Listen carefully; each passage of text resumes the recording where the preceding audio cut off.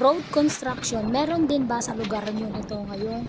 So, dito sa Barangay Borol at Barangay Bungko, ganito yung daan dito. Although barangay itong lugar na to, pero maganda yung daan kasi natapos na to na gawin or i-construct. So, nami-maintain nila yung magandang daan dito na kahit na liblib yung lugar ay maayos pa rin yung daanan. Ayan yung sementado. Tapos maganda rin yung view sa gilid kasi may mga bundok at saka kabukiran.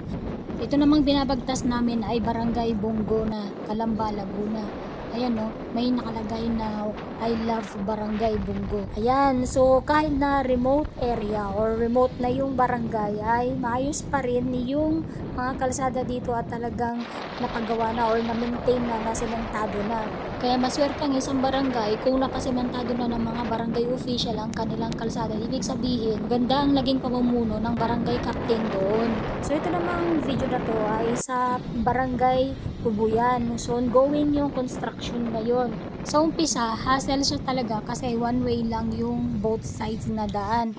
Pero eventually kapag naayos na naman yan ay mas maganda naman yung daraanan ng mga sasakyan. Ayan o. So ganyan nila ginawa or ganyan nila binakbak yung mga daanan para mapalitan ulit ng bago. Tapos tiyagaan lang siya kasi medyo matagal tong gawin pero mas maganda din naman ang kalalabasan nito kapag naayos na. Ayan o. Nabutan pa namin nag-aakot ng tinanggal na semento yung truck. Ayan. Thank you for watching. God bless everyone. Bye!